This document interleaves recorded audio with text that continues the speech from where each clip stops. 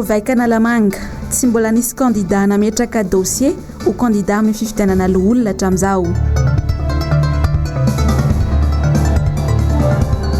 Fokotany akady fotsy be felatanana tokantrano miisa 300 no mety voaroka amin'ny taniny.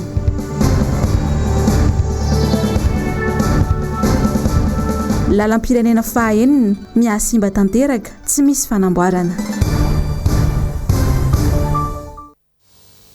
Talata fahaenina volana oktobra taona 2024 dia amin'ny kafaliany indray tomboky lasy tomboky vavy no hitsidiako ny tokantrano amin'izao alina izao tonga soa anatin'ny fotoanany fampalalam-baovao manasanao ampanajana ny anaraka izany hatramin'ny farany.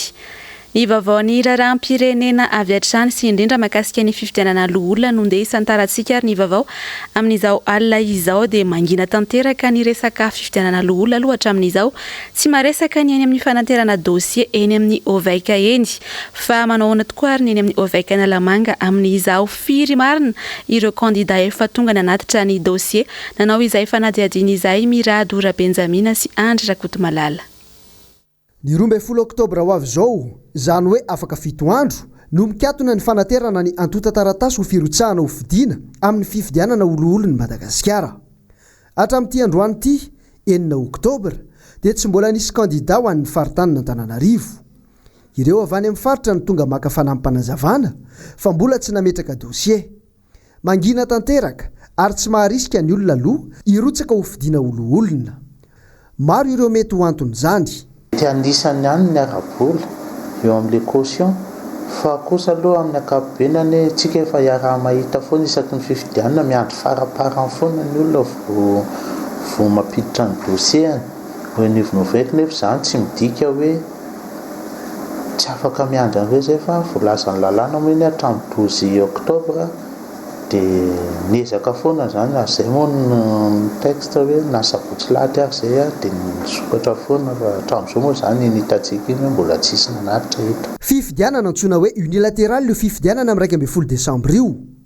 Zay mantsy voaisy zany hoe ireo candidat atolotry ny antokony fitondrana sy ireo mody manao saritsarina mpanohatra ihany no ifaninana. Ny an'ny tena mpanohatra mantsy efa mazava. Fifidianana tsy ara-dalàna, letrezana, tsy manaraka ny fenitra demokratika io fifidianana io ka tsy mendrika akory ny ifaninanana. Amin'ny 12 desambra io vao tena hitodika aty Madagasikara tokoa ny mason'izao tontolo izao. Ohatra ratsy ho an'ny demokrasia sy izany antsoina hoe fifidianana demokratika izany tokoa mantsy i Madagasikara. Eo amin'izay lafim-baovao mahakasika ny fifidianana loolona izay hatrany dia isan'ireo antoko politika nivory teny amin'ny panorama ny antoko RDS tsy miataka ary tsy miavaka loatra amin'ny fanapahan-kevitra notapahin'ireo mpandray anjara teny ity antoko ity fa manana ny heviny tokoa izy ireo mahakasika ny fifidianana loolona. Teny Analamahitsy teny no nanao ny fanadihadiana mahakasika izay Mirado Ora Benjamina sy Andry Rakotomalala drany. Roa ireo candidat nametraka ny dossier amin'ny fifidianana loolona eran'ny Madagasikara hatramin'ny androany. Any Majanga ary any Fianarantsoa izany ary IRD avokoa ireo. Iverin'ny mpitondra fa voninahitra izany saingy endrika ratsy ho an'ny tany demokratika sy ny firenena republikanina ohatran'ny Madagasikara.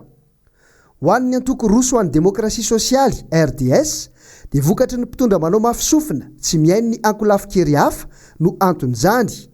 Ary raha mbola mitoy io letrezana io dia zava-doza no miandry ny firenena satria ilentika anaty lonolona isika. Anisany anankiray mampikatso n'izao raharaham-pirenena izao ary tsy andraisan'ny maro amin'izao fifidianana olona ho avy izao dia ny tsy fisiny izay fifampiresahana izay satria manao didy kofehy lehibe ny fitondrana amin'izao fotoana izao.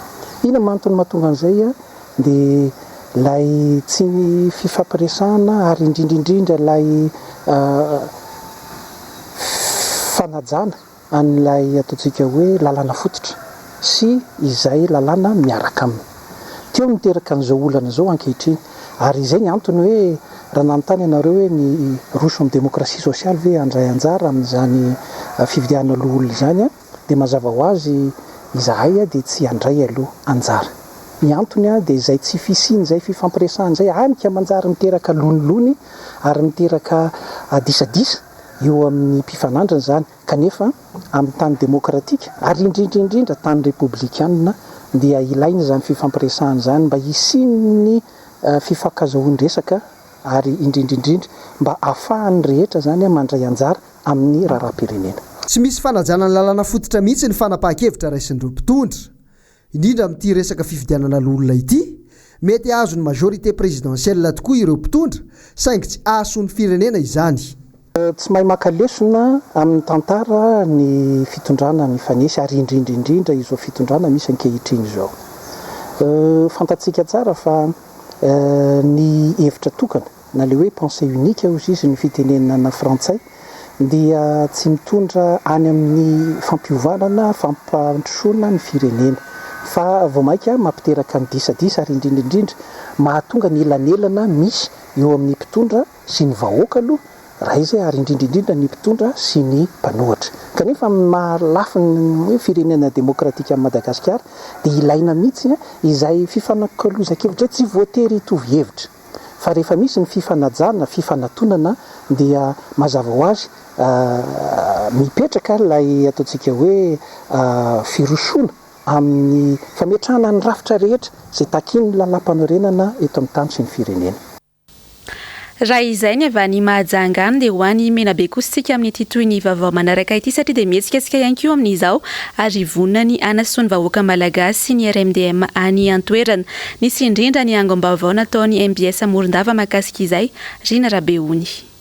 Tafatsangana any teto Morondava ny rantsana rodobe ny mpanohitra na ny RMDM faritra Menabe. Antoko politika maro no nandrafitra sy nanotrona ary nanome voninahitra ny fananganana sy ny fanolorana ny birao hitantana an'izany RMDM faritra Menabe izany. Marina moa fa rafitra oentina andresena ny tsirariny Madagasikara ity rafitra ny rodobe ny mpanohitra ity ka nandray anjara mavitrika tamin'izany avokoa ireo antoko politika maro samihafa manoloana ny tsirariny ataon'ny mpitondra amin'izao fotoana izao. Ijoro hatrany andresiny tsirariny ary ijoro ampanjakan'ny fahamarinana zay no tanjona sy tarigetra no entina ihany koa tamin'ity anio ity. Ny RMDM moa dia tsotra tanjona tsy dia miainga amin'ny RMDM eto amin'ny Menabe loatra fa ny RMDM nasionaly izay taritin'ny filoha Marc Ravalomanana. Ny tanjona dia ny elana amin'izao tsy veterana eto amin'ny firenena izao ary ny analana vahoaka malagasy amin'ny fahatrana ananana mpitondra mihetsika ho an'izany Madagasikara manasa izany.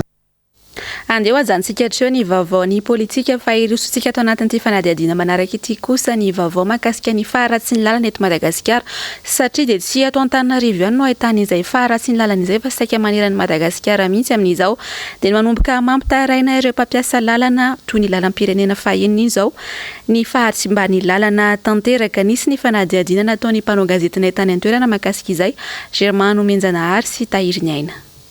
Miasimba tanteraka amin'izao fotoana izao ny lalam-pirenena faheniny.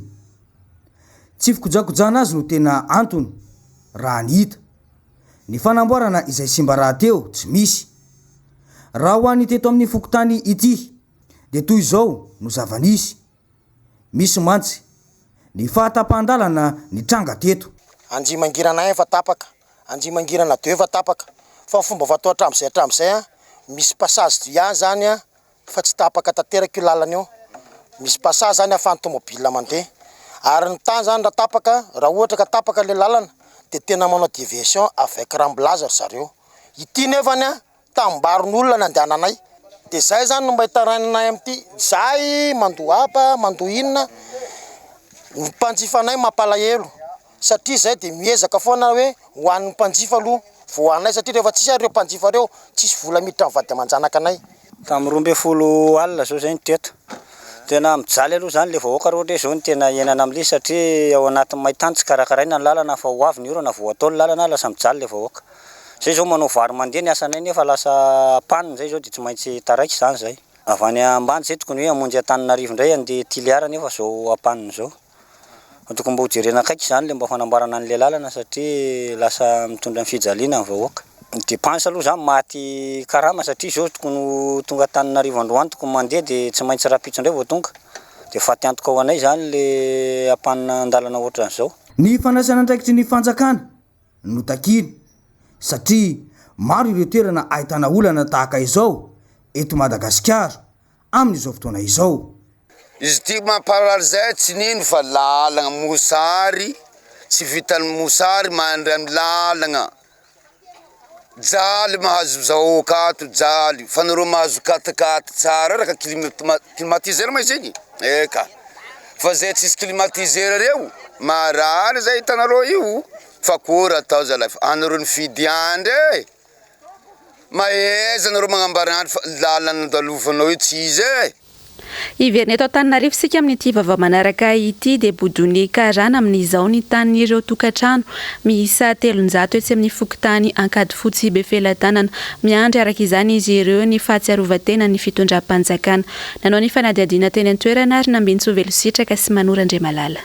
Nahazo taratasy avy any amin'ny fitsarana mikasika ny andravanany toeram-ponenany ireo mponina etsy amin'ny fokontany ankady fotsy Befelantanana ny volana septambra lasa teo. Araka ny loharanom-baovao dia efa nanomboka tamin'ny taona 2024 no nisy karana nilaza ho tompon'ny tany malagasy kanefa dia ny vahiny no milaza fa tompony. Tsy manaiky anefa ireo mponina mbola tsy misy raha teo ny toerana voalaza amindrana azy ireo. Raha tsy aivina hoy ny fitantaran'ny solitenan'ny mponina dia efa tamin'ny taona 427 izy ireo no nanorina trano teto amin'ity toerana ity ary vao marina mazava fa tsy nisy olona nisoratra tamin'ny tany. Taty aoriana zay amin'ny 2012 dia noho ny fahitana fa betsaka ny tany izay ohatran'ny lasan'olona dia nangataka zany zahay tany amin'ny domaine nanaka juridique sy plan. Tamin'izany fotoana dia nanao prescriptive zahay tany amin'ny tribunal zay nivaly soma tsara hoe tsy misy manohana tsy misy tompony tsisy mifanarana fampanofana atao amin'ilay toerana noho sy fisinyescuria dia nrejeten'ny tribunal ny ihany ka toa zay dia gaga hoe maninona ny tribunal mahafantatra fa tsisy tompony amin'ny tany zay navaliana aty aminay nefa ndray ny tribunal zao mamerariny fa hoe anakarana ny tany fa tsy hoe ny tribunal ve misy rosa afiry eto amintsika fa tokony zavatra kay tokony avoakany. Araka izany dia efa nahazo alalana avy amin'ny fanjakana sy ny sampandrara amsahana ny resaka tany ireto mponina ireto. Tonga nefa ny karana mibodiny tany ka izay indrindra no anaovany antsoavo amin'ny tompona andraikitra mahefa manoloana izany na dia tsy misy mipoitra aza ho izy ireo ny eo anivon'ny fitondram-panjakana.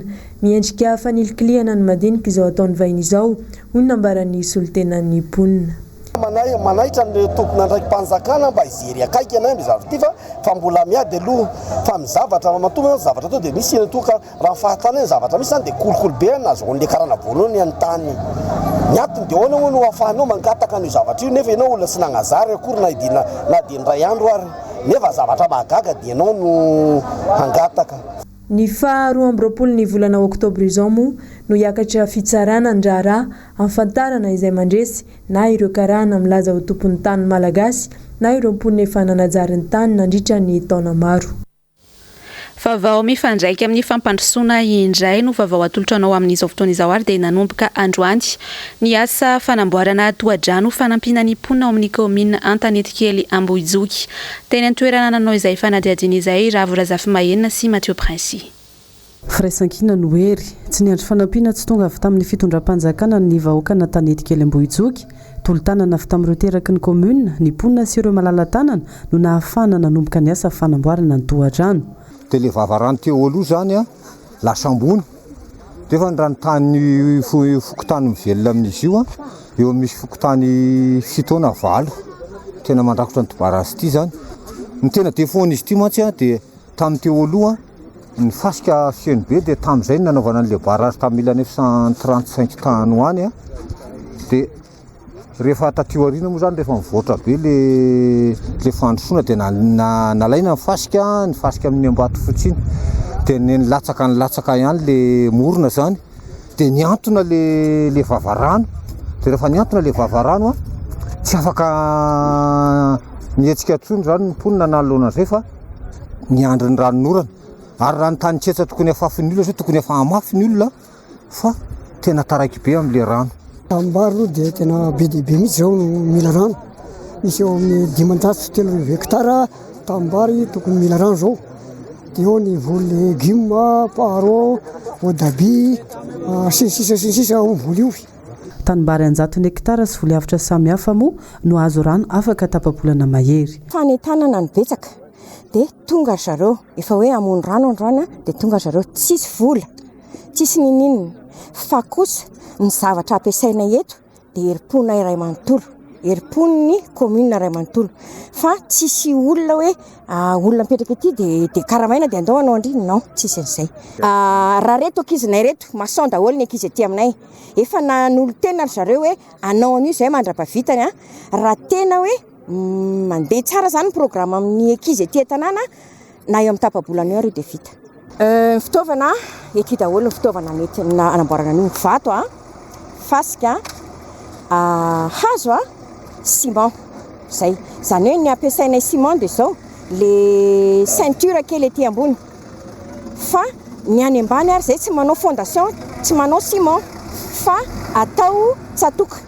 tsatoka zany ny atao mikaly an'le vato semelle any ambany de miakatra de ety ambony zay vao manao ceinture kely amina béton kely tonga tetỳ an-toerana nanampy sy nanatra izay tsy rambony tanany ho fanampinan'ny commune ny solombavam-bahoaka voafidy eo amin'ny distrika n'Antananarivo Atsimondrano. Mahafinaritra ny fiaramentany vahoaka ty amin'ity commune ty satria dia maro tokoa izy ireo ny tonga androany fanombohana zany asa fanamboarana barazy zany ary ny famme teniny rehetra fa tsy maintsy atao ny avy tany io barazy io hatramin'ny farany.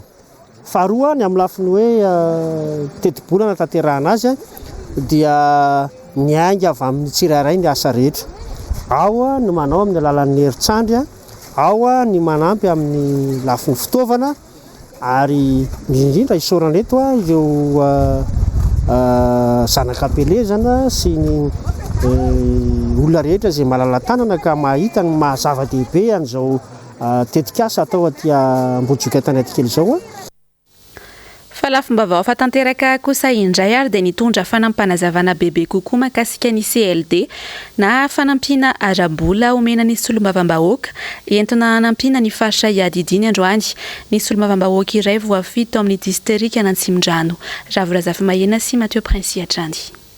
Zava-miseho saika matetika eto amintsika ny tsy fisiany mangarara amina zavatra iray raha volany resaka bitsaka tokoa ny famatsimbola azon'ny fitondram-panjakana ohatra raha tsy ilazany mahakasika ny Covid-19 na ihany koa ny anivony fokotany sy ireny commune ireny olana iray tsy mampandroso any Madagasikara iray manontolo anefa ny fitiava-kely sy ny fanaovana tsinotsinona ny sosialim-bahoaka any mangarara sy fanomezana tetikasa ho an'ny vahoaka anefa no tena takian'izy ireo.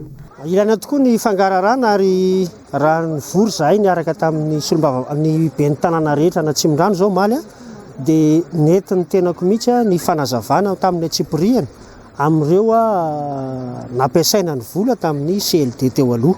Zany hoe nazava tsara tamin'ireo tompona andraiky tatandrify isaky ny commune zavatra azon'ireo commune reo zany na ny tompontsoa azon'ireo commune reo sy ny nampiasaina ny vola. Noho izany indrindra apetraka ny laharam-pahamehana ho an'ny solombavam-bahoaka voafitany amin'ny distrika n'Antananarivo Atsimondrano amin'ny fampiasana ny vola azo avy amin'ny alalan'ny crédit d'investissement à l'appui au développement izay CLD teo aloha. Ny mahakasika CLD taona 2024 moa dia voamaly no nisy ny fivoriana ny arahana tamin'ireo ben'ny tanàna na andraisana n'ireo sosikevitra samihafa. Ankehitriny dia mandinika ny solombavam-bahoaka voafidy eto Atsimondrano miaraka amin'ny lehibe ny distrika amaritra farany an'izay tetikasa azo lazaina hoe laharam-pahamehana aty anatin'ny distrika n'Antananarivo Atsimondrano ary hojerena izay ahasoan'ny be sy ny maro. Ao ny fangatahana mahakasika ny fotodrafitrasa, ao ihany koa ny resaka fampitaovana, ao ihany koa ny fampidirana fanomezana rano fisotro madio. Izany rehetra zany dia miankina indrindra amin'ny vesatr'ilay tetikasa zany sy ny tetiboly ampelantanana. Natokana izy io tetiboly io nomen'ny fanjakana ho tantana ny solombavam-bahoaka mba hisiny ny fitovian-danja amin'ny lafin'ny fampandrosoana ny harmonisation de développement aty amin'ny distrika misy an'ireo solombavam-bahoaka voafidy ireo satria misy ireo faritra zay na hoe commune efa tena somary mandroso kokoa ary misy ihany koa ny somary taraiky amin'izay lafin'ny fampandrosoana izay dia anjaran'ny solombavam-bahoaka no mijery ny tokony hanampiana an'ireny commune indrindra reny sahirana ireny. Anoizantsika ny vaovao amin'izao alina izao dia ny vaovao ny tontolo iainana. Mila ampiarina amin'ny sehatra rehetra misy eto Madagasikara amin'izao ny fikajiana ny tontolo iainana mba hahatonga ny fampandrosoana marina raha nambara ny solotenan'ny USAID androany. Naminitso Velositraka Manora Andriamalala. Fototra iangan'ny sehatra rehetra ny fahatsaran'ny tontolo iainana na sehatrino zany na sehantrinona raha nambarany teo anivon'ny USAID androany nandritra ny atrikasa mikasika ny tontolo iainana. Tompona andraikitra amin'ny fiovaovan'ny toetrandro ny tsirairay ka mila mandray andraikitra hatramin'izay lazaina fa bitika indrindra. Eo ihany koa ny fitsinjovana ny taranaka faramandimby mba ahafahan'izy ireny iaina anaty rivotra madio sy tontolo lavitry ny hafanambe tafahoatra na atsika tafahoatra noho ny fahasimban'ny tontolo iainana. Tout le monde, si on travaille dans le ministère des Finances, il pense que la finance, c'est l'avenir du pays. Et c'est la vérité. Mais si on fait ça, si on fait la finance ou la défense ou la santé ou n'importe quoi, sans prendre en compte les questions de durabilité du pays, de durabilité de l'environnement, qu'est-ce qu'on va avoir pour la prochaine génération? Naneho ny heviny mikasika izay fikajinan'ny tontolo iainana izay ihany koa ny teo anivon'ny firaisamon'nym-pirenena izay nilazany fa isan'ny mampandroso ny firenena ny fifampianoana eo amin'ireo sosikevitra isan-karazany. Ny zavatra atao hitan'ny firenena amin'ny fampandrosoana zany tsy ara-tsosialy sy ekonomika sy tontolo iainana fotsiny. Mety mihoatra an'izay, izay manko ny dirisika hitondra fampandrosoana zany fa tokony mihoatra an'izay satria ty tontolo iainana ity zany raha famaritana nataon'ny ONU le environnement physique fa misy koa ny environnement social et culturel fa mbola tokony mbola mihoatra an'izany zany dia ao anatiny koa le environnement institutionnel. Somary iverenantsika kely ny vaovaon'ny politika tao anatin'ity fanadihadiana manaraka ity saingy any fianarany soany kosa dia nanao fanambarana androany avy eo anivo ny antoko tsiky Madagasikara ho an'ny faritany fianaratsoa ny resaka indrindra izareo mahakasika ny toe-dra-ra-pirenena eto Madagasikara amin'izao fotoana izao. Bagsa Andriananja MBS fianaratsoa no mitatitra amintsika ny andindin'izay. Nivoaka tamin'ny fanginany mpikambana tiako Madagasikara ito fianaratsoa amin'izao fotoan'izao manoloana ny toe-draharaha misy eto amin'ny firenena ny fitarainany vahoaka maro isan-karazany izay saika eno eraky ny lavaliny nosy tsy latsa-danja amin'izany antsony eto fianaratsoa amin'ny zava-misy maro isan-karazany ataon'ireo mpitondra izay mahazo ny vahoaka mahazo elotsoan'ireo olom-boafidy indrindra fa ireo nampisy resabe teto amin'ny tanàna ny fianaratsoa tatoato. Vokatr'ireo fisehoan-javatra maro ary izay azo lazaina fa tsy mandeha amin'ny laoniny ka mampiteraka savorovory eny anivon'ny fiarahamonina no antony izao fivoahana fanginana nataon'ny tiako Madagasikara teto fianaratsoa izao. Nisy ny fanambarana Papiamaso izay nataon'izy ireo miaraka tamin'ireo solotena vitsivitsy ny solotena ny mpikambana tiako Madagasikara avy amin'ireo birao isan'antokony avy. Izahay mpikapika tiako Madagasikara eto amin'ny faritra Matsakambony dia manao zao fanambarana izao. Tekena Marindrano, fanakatona orinasina triple A eraky Madagasikara izay mamelona fianakaviana amanalo maro. Makasika izany manokana ny eto amin'ny faritra Matsakambony. Fandodanana, fanakana tery, fananan'olona. Misy taratasy mazava ara-dalàna, tsy misy fampiresahana. Fanotorana tany izay nampiasain'olona ataonany maro. Fikasihan-tanana olom-boafidy sy ireo fanagadrana ireo olona maneho hevitra tsy mitovy. Fijery amin'ny fitondram-panjakana, mpanao gazety, mpanao politika, mpandraharaha. Fanaovana amboletra fividianana olona izay hita fa mbola tsy mahafely tepetra toetrandro mpifidy vaventy. Masina Tanindrazana Fianarantsoa 1 octobre 2020. Sarotiny tokoa amin'ny fiainam-bahoaka ny tiako Madagasikara. Sarotiny ho an'ny fampandrosoana sy mba ho tombotsoa ny be sy ny maro izay tsy tataratra mandraka ankehitriny. Manaitra ihany-tsoa an'ireo tompona andraikitra isa-tsokajiny mba hanara-dalàna sy ho modely ary ho fitaratra amin'ny zavatra rehetra atao indrindra fa amin'ireo fandraisana fanapahan-kevitra. Raha izay ny avy any fianaratsoa dia ho an'ny Ambatondrazaka kosa indraisika amin'ity vaovao manaraka ity dia tsy mety voavahan'ny fanjakana mihitsy hatramin'izao ny olona ny mpampianatra. Androany tany Ambatondrazaka dia nisy indrindra ny esika nataon'ireo mpampianatra ka nisy ny angom-baovao nataony namana mpanao gazety avy any an-toerana ny Rendriana Arivony. Sy volana zao notrandrainy karamany ny mpiasa ECD sy vacataire eo anivon'ny lycée technique professionnel Ambatondrazaka. Androany talata 1 octobre dia nanao hetsika fanairana ho an'ny fitondram-panjakana izy ireo ary nanome fepotona 27 ora mba amahana ity olana izy ireo ity. Nomarian'ny mpitondra teny reto mpanabe sy mpiasa birao eo anivon'ny lycée technique professionnel Ambatondrazaka ireto fa karazany ataon'ny fitondram-panjakana ankilabo izy ireo kanefa ny lafiny ara-teknika no fototra iray iangana ho any amin'ny fampandrosoana. Sandoarika tsona ny ranom-bary fa mety efa any atendra kely tompo koa manao fangatahana izahay mahakasika an'izay indrindra ny afahana miregle an'izay karamanay izay. Ny faharoa dia ny mahakasika ny recrutement paobe zay ao anatin'ny fangatahana ihany koa izahay ao anatin'ny eo anivon'ny teknika dia eo amin'ny manodidina 3000 eo ny isanay izany dia vitsy manoloana ny ministera sasany izany dia angatahana ihany koa mba hampamora sy hampandeha tsara ny asa dia angatahana izany recrutement fahobe zany mba hisy fiantraikany aty aminay tsirairay avy ny fahatelo izay tena ngeza indrindra ihany koa dia mahakasika ny lanja sy asin'ny enseignement technique. Tena ihany ny mampafantatra fa manodidina ny 700 eo ireo vacataire sy ECD mampiodina ny lycée technique eto Ambatondrazaka. Amaranantsika ny vaovao amin'izao alina izao tahaka ny mahazatra dia eo amin'ny vaovao ny maresaka iraisam-pirenena ny miakatra tsikelikely indray amin'izao ny isan'ireo olona voamarina fa mitondra ny tsy mikaretina COVID-19 any New York. Nisy araka izany ny fepetra vaovao napetraky ny tompon'andraikitra isoroana izay fiparitahany ivalana aretina izay. Asin'Andriamalala, Mathieu Princy. Nanomboka androany dia nakatona daholo indray ny fianarana rehetra ao New York. Noho ny fiparitahany COVID-19 any atoerana dia noraisina izao fepetra vaovao izao. Nakatona toy izany akoho ireo tsena fivarotana maro ka ireo tsena lehibe misy ny entana ilain'ny mponina amin'ny andavanandro ihany no misokatra. Misy 7 hatreto ireo fatra nakatona tanteraka satria dia tafiakatra 300 mponina any atoerana no mitondra ny valanaretina coronavirus avokoa raha araka ny tatitra ofisialy avy any atoerana. 4 sy roa alina kosa ireo namony ainy hatramin'izay nisy ny valanaretina ity tao New York. Dia izay ihany koa no mamarana tanteraka ny fotoana ny fampahalalam-baovao tamin'izao alina izao. Mankasitraka anao nanaraka izany hatramin'ny farany mametraka ny veloma mandrapitafary ho amin'ny manaraka indray tompoko.